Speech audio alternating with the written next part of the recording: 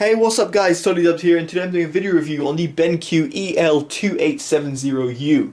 Now this is a 4K HDR monitor that can be found for just £300. Now in case you're wondering how much that is, how much does it compare to other monitors, if you just look on Amazon for HDR monitor, you're going to be looking at monitors that are in excess of £350 to £400, and for 4K monitors alone, that's looking at £350 and upwards. So the fact that this has a 4K resolution and HDR combined is pretty impressive for £300. In the US it can be found for around $460. Links will be down in the description below. Now the monitor runs at 4K, so that's 3840 times 2160. It has a screen size of 27.9 inch. It's got a TN panel that runs at 60 Hz with a quoted response time of 1 milliseconds G to G, and I'll get into that in just a bit. It has a 10-bit panel as well, and as I said before, it's got HDR. Now the HDR isn't the standard that you expect on a TV, so it's just HDR 400, HDR 1000 and whatnot.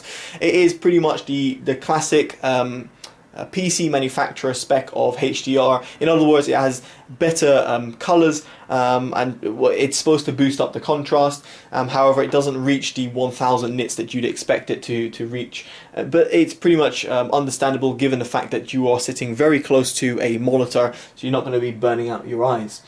Now in terms of audio, it's got a headphone jack. It's also got two 2-watt speakers, which in all honesty are pretty poor, but you know, useful for Windows notifications.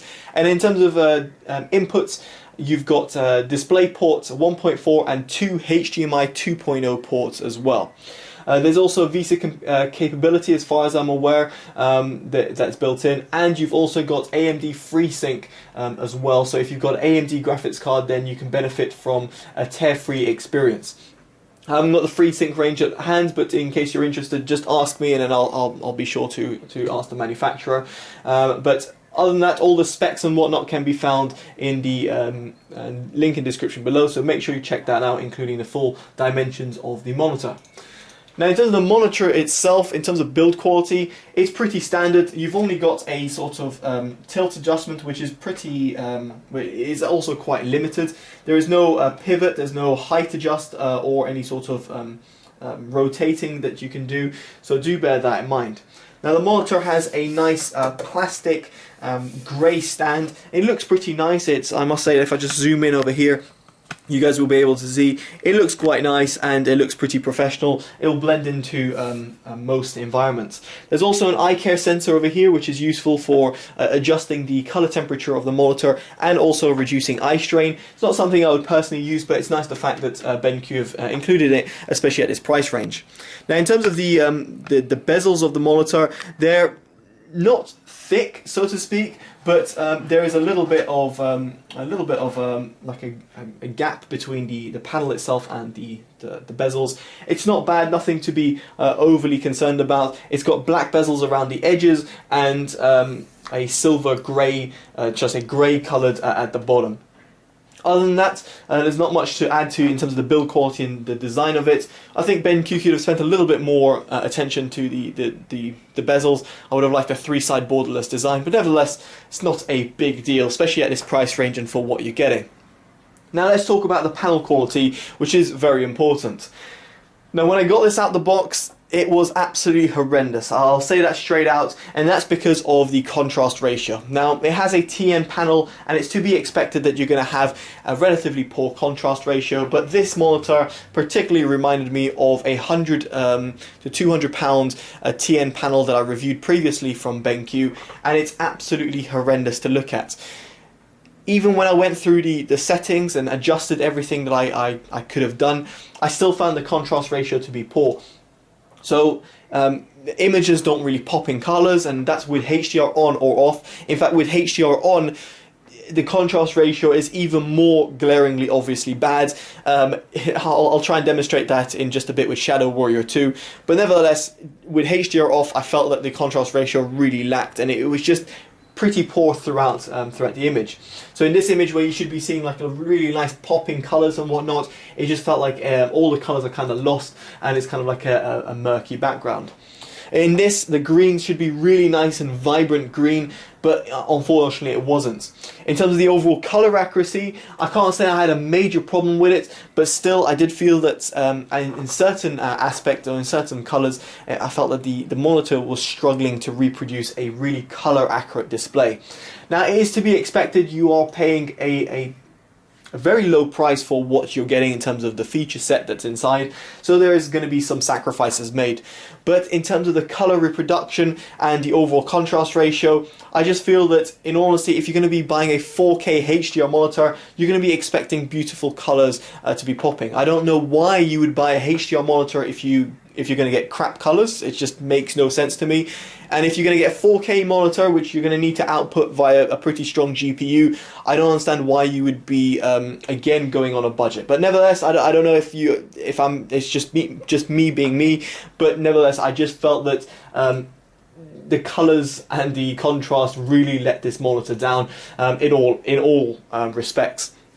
So I was just flicking through some images, so hopefully you get to see a better sort of reproduction of it. In terms of the deep blacks, it does a decent job, like for example on this tree, but it should be a little bit darker. So in comparison to an IPS panel, which is to be expected with a TN that this BenQ has, it's just a little bit more grayer and not as accurate or as dark as you'd want it. So overall color accuracy is pretty poor. Now, what about the gaming performance? Now, the gaming performance is very important because this is really aimed at gamers. It's got 1 millisecond G-to-G response time, and it's a monitor that has a TN panel built in. Now, unfortunately, the game just ended as I was trying to show this video, so hopefully I'll just get back into it. But anyway, in terms of the monitor's input lag, now the input lag of the monitor was pretty poor. I must say, like, if I was moving left and right, I felt that the monitor took a while to respond. Now, normally I notice it very slightly, but in this respect, I did really notice the input lag of the monitor. It's a noticeable input lag for this panel. In terms of its response time, now it's a bit of a mixed bag. Right now I've got the AMA set to fast. It's the middle option between off, fast and premium. On fast option, I felt that it had a nice little perfect blend. There's very minimal inverse ghosting that takes place, so you can't really see any inverse ghosting taking place over here. Yet there is still some present, so you will notice it in more vivid or more graphically intense games, such as, I don't know, let's say Shadow Warrior 2 or Fortnite or some game of similar nature. But in terms of the response time of the monitor, I felt that the response time of the monitor did a decent job at AMA high. However, if you want it to be faster and if you really want to hit that sort of 1 millisecond response time that the manufacturer claims, then you're really going to have to go on the premium mode. However, on the premium mode, God, things get really funny. The inverse ghosting is so noticeable, let alone walking around. But when you are even opening a Windows what's it called, panel, and you are dragging it from left and right on your desktop, you're going to notice a noticeable blurring.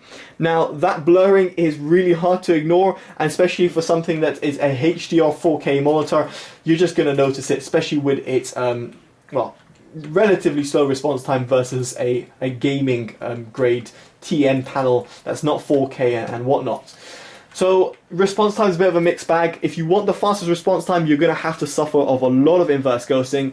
If you don't care about the super fast response time, I would highly suggest putting it on the high setting and therefore sacrificing a bit of the response time of the monitor in order to get a more visually appealing panel.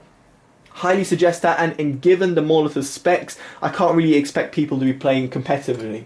So due to its input lag and its response time, I can't really suggest this. Well, I would not suggest this for competitive gamers, but for casual gamers, set the AMA to high, and I think you'll be pleased. You won't be over the moon, but I think you'll be pleased with the overall performance. Now, another thing I should mention, that even though this is a gaming monitor, it has only a 60 Hz refresh rate. Now, the 60 Hz refresh rate does mean that it is kind of hindered. And by the way, I'm enabling HDR just to show you Shadow Warrior 2, which again skews all the colors on Windows. Yeah, it's a 60 Hz panel, so you're not going to expect a silky smooth response time. You're not going to expect a great sort of experience. So just bear that in mind. So 60 Hz is limiting, and in all honesty we are seeing 144 Hz 4K panels coming out now, and given its price range, it's to be expected that you're not going to get the best experience. Now in Shadow Warrior 2, I felt that in terms of the overall input lag, it was again noticeable, but one thing I should mention is the HDR. Now the HDR does work, but in comparison to some of the other monitors that I've reviewed with HDR, I must say this isn't exactly the best example of what I would expect from a HDR monitor. It's somewhat washed out, the colors are a little bit all over, and in all honesty I just feel that it doesn't really scream to me as a HDR monitor, and that is because of its limitations of the panel, which is the contrast ratio and the overall color accuracy. It's a bit let down, and therefore you do notice it when you're coming to play games, especially if you're going to enable HDR. Which what's the reason of getting a HDR monitor if you're not going to use HDR at all? You're going to be a bit let down. You'll be like, well, why am I actually using HDR when if I disable HDR, I'm going to get a better experience? So over there you just saw me playing with HDR disabled.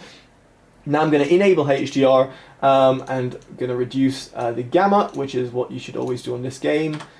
And there you go, this is the HDR display. So it looks a little bit all over the place, and the contrast ratio, again, as I'm trying to say over here, really lets it down. So in this image you should be really seeing a popping type of a popping building, and like the grass and the foliage at the top, and even the little line over here. You should really see that popping up, and you can see the contrast normally on your sword and on your hands over here. This is not the case with this monitor due to its poor contrast ratio. As I said many times, its color accuracy, just a way that the panels is presented.